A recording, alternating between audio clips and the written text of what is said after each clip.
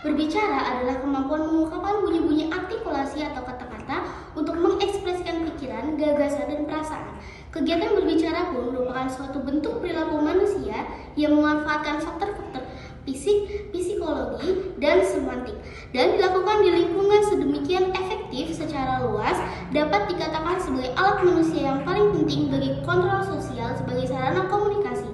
Bicara tidak hanya menyampaikan gagasan pembicara pada pendengar, tetapi jauh dari pembicara pun dilakukan dengan tujuan-tujuan yang beraneka ragam, sesuai dengan yang dibutuhkan seorang pembicara untuk melakukan pembicaraan tersebut. Lalu ada tujuan berbicara. Tujuan berbicara secara umum ialah untuk memberitahukan atau melaporkan informasi kepada penerima informasi, meyakinkan atau mempengaruhi penerima informasi untuk menghibur serta menghendaki reaksi dari pendengar atau penerima informasi. Tujuan utama berbicara adalah untuk berkomunikasi. Komunikasi merupakan pengirim dan penerima pesan atau berita antara dua orang atau lebih sehingga pesan yang dimaksud dapat dipahami. Oleh karena itu, agar dapat menyampaikan pesan secara efektif, pembicara harus memahami apa yang akan disampaikan atau dikomunikasikan. Panduan berbicara. 1. Akrabkan diri dengan bahasa Indonesia. Pilih waktu yang tepat untuk menggunakan bahasa Indonesia yang baku dan formal, misalnya saat menghadapi orang yang baru dikenal. 2. Berlatih secara konsisten. Seringlah berbicara dalam bahasa Indonesia, baik dengan teman, kolega, atau di dalam kelas. 3. Dengarkan dan amati. Perhatikan cara berbicara orang-orang yang fasih dalam bahasa Indonesia dan pelajari intonasi, vokabulari, dan gaya bicara mereka. 4. Pahami struktur kalimat dan tata bahasa. 5. Tonton dan dengarkan materi audio atau video dalam bahasa Indonesia. Nonton film, acara televisi, atau mendengarkan podcast dalam bahasa Indonesia yang dapat membantu memperluas kosakata dan memahami konteks penggunaan bahasa Indonesia yang lebih baik.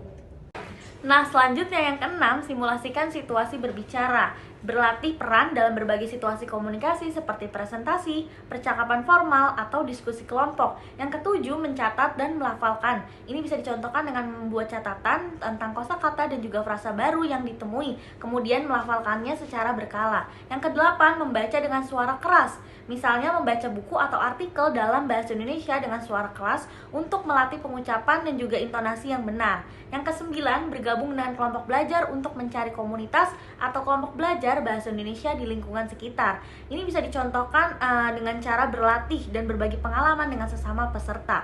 Yang kesepuluh, ambil peran dalam diskusi. Bisa dilakukan dengan mengajukan pertanyaan, berpartisipasi aktif, dan juga berani berpendapat dalam bahasa Indonesia agar melatih bahasa Indonesia kita agar lebih lancar.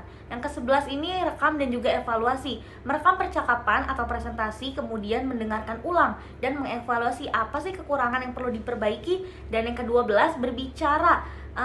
Jangan terlalu cepat dan terlalu lambat. Caranya berbicara dengan pelan dan juga mudah dimengerti agar nanti tidak mempersulit orang lain untuk memahami pesan apa yang disampaikan kepada kita. Kemudian yang 13 ini menghindari filler word atau pengisian kata. Mungkin dalam artian bahasa Indonesia filler word ini adalah kata yang digunakan dalam pembicara ketika sedang berpikir atau grogi. Kata-katanya itu bisa disebutkan sebagai